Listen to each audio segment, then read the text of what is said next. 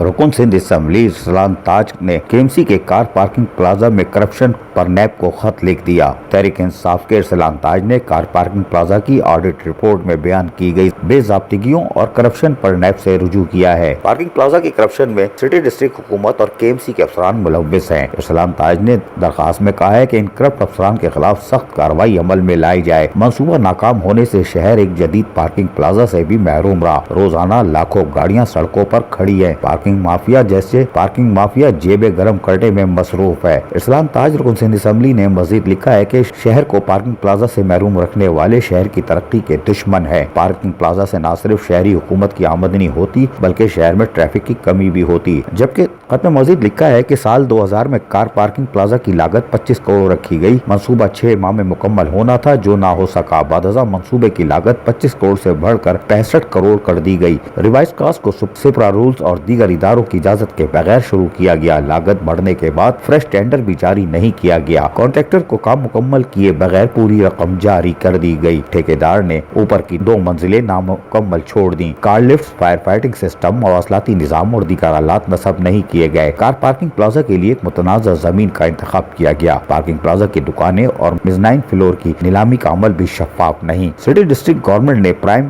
مقام ہونے کے باوجود دکانیں بیچنے میں ناکام رہا جس کی وجہ سے ادارے کو کروڑوں روپے کا نقصان ہوا۔ منصوبے کی ناکامی کی صورت میں ادارے کو اربوں روپے کا نقصان ہو چکا ہے۔ دیکھتے ہیں اس پہ نیب کیا کارروائی عمل میں لاتی ہے۔ ویسے بھی KMC کی تاریخ میں 26 فروری انتہائی اہم ہے۔ عزیز عارف، KBS بلدیاتی نیوز کراچی۔